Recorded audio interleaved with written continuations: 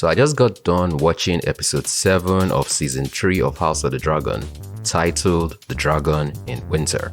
And this being the penultimate episode, the expectation was that it was going to set up that season finale and really bring the whole thing together in a way that is going to get us hyped and pumped and ready for when it airs next week. So as is customary with all these recaps that I do after the episode, we're going to be going over some highlights from the episode.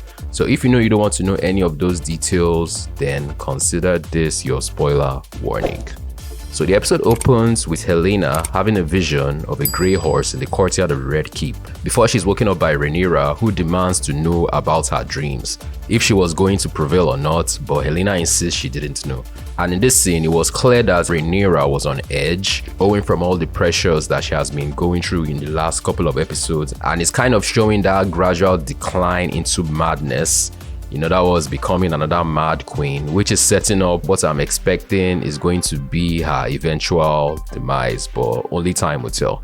Over at Harrenhal, Aemond, who is still on the mend, is seen training in his room when Alicent suddenly arrives. And from the moment this scene started and the two of them started to make out and proceed to get intimate, I just knew this was a dream, and lo and behold, it turns out that it was Alice. So it is actually unclear if this actually happened, if him and Alice actually became intimate, or if this was all a dream. It was unclear the way it was cut, but I actually believe this is something that happened.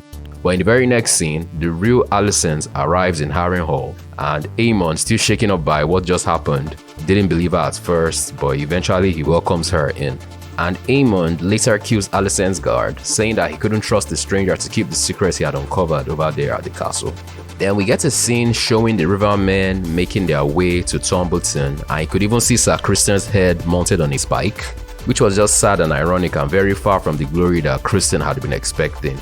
And Sir Gawain warns Ormond of their approach, but Ormond is still very confident that Rhaenyra won't attack them, claiming that he had an additional piece on the chessboard that Gawain wasn't quite yet aware of.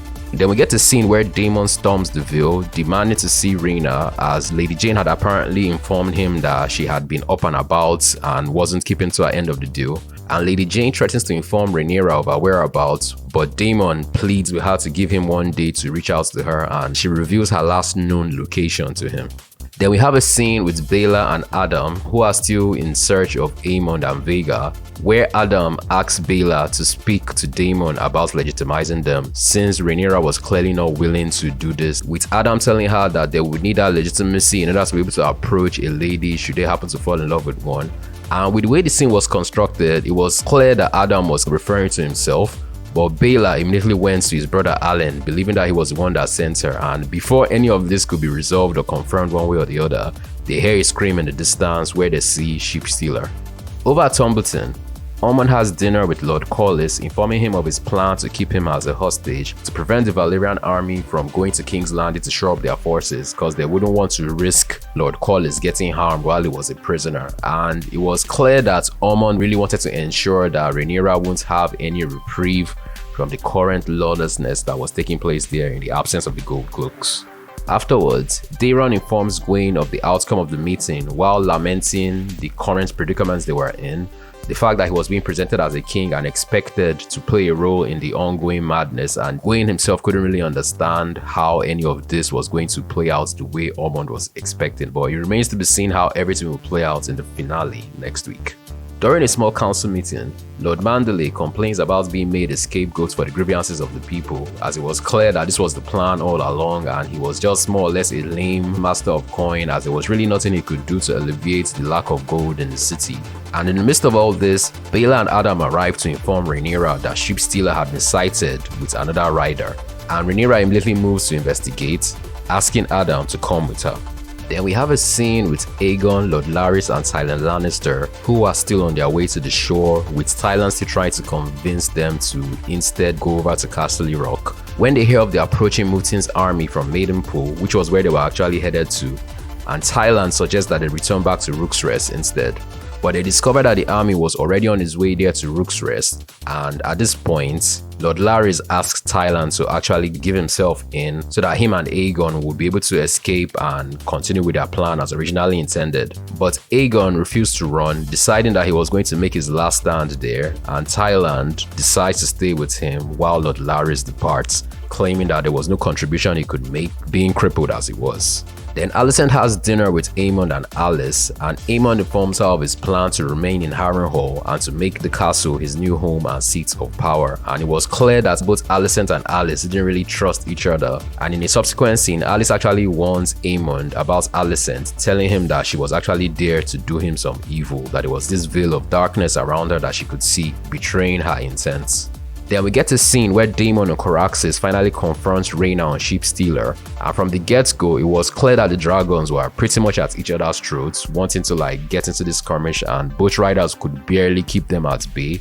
And Daemon wanted to know why Rhaena wasn't in hiding as originally intended, but she informs him that she had decided to go in search of Vhagar, hoping that by slaying the dragon she'll be able to get some level of forgiveness from Rhaenyra. And Daemon decides to help her, saying that he hadn't really been there for her as a father, even telling her a story of how he himself had struggled as a kid before he had his own dragon. And in the midst of all this, Rhaenyra arrives on Syrax along with Adam on Seasmoke, and the confrontation was just kicked up, as it is clear that this is something that they've been building up towards. And as you can imagine, all manner of chaos ensues. By the end of the day, Rhaena was captured while Sheepstealer was gravely wounded.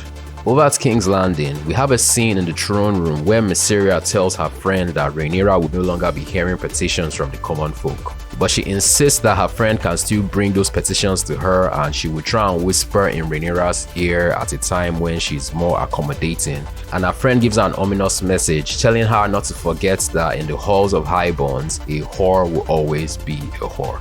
Back at Harrenhal, we get the scene where Alicent was trying to decide what to do and how best to dispatch of Aemond when she spots a bunch of nightshade. And in a subsequent scene, we see her actually presenting some wine to Aemond. Subsequently, we see him stumbling from the effects of the poison as Alice immediately moves in to help and Alicent flees.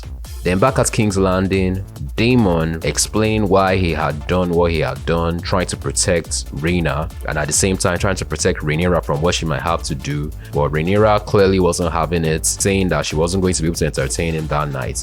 But in a subsequent scene, she goes over to inform Mysaria of everything that had happened, and Mysaria tells her that this was why she was skeptical of Daemon's intentions from the very beginning, that he had the capacity to betray her. And Rhaenyra then flips it around and tells her that she herself had pretty much been whispering in her ear, trying to mold her into the kind of queen she wants, where Mysaria assures her that she only wants what her father, King Viserys, would have wanted. And then as the scene progresses, the two of them become intimate, which is kind of the only time they've referenced the kiss they had in the last season, which came out of nowhere. So at least they are being consistent and paying that off, I guess. Remains to be seen where any of this is going, but it was something that happened in the episode, so that's why it's in the highlights. Then we get another scene where Helena has a series of visions. The first one showing her in the middle of childbirth. Then we get another one where she is on her dragon Dreamfire and they were about to be attacked by an invading army when she gives the dragon the command to burn them all. And in the final one, she's standing in what looks like a field when a winter storm suddenly blows in. So it is unclear what most of this means, but Helena being a dreamer as she's termed, it is obvious that all of this is foreshadowing events that are still going to happen or tangentially what might happen. And the third vision with the winter storm pretty much looks like a variation of the same vision that Daemon had last season, which pretty much was foreshadowing the coming of the White Walkers and the Long Night as depicted in Game of Thrones. Then we get to scene depicting Aegon and Tyland's last stand as they are approached by the mutant army, who asks them to drop their weapons and swear fealty to Rhaenyra.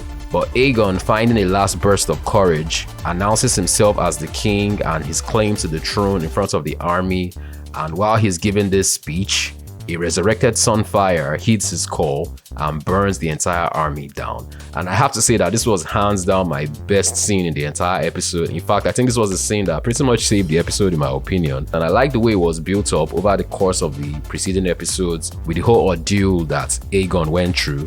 And I have to say that in a way, he's quickly becoming one of my favorite characters because he has kind of had a bit of redemption too. Him getting his dragon back, even if it is in this zombified state, kind of flips the board in a way, but it remains to be seen how any of this will play into the overall Dance of Dragons.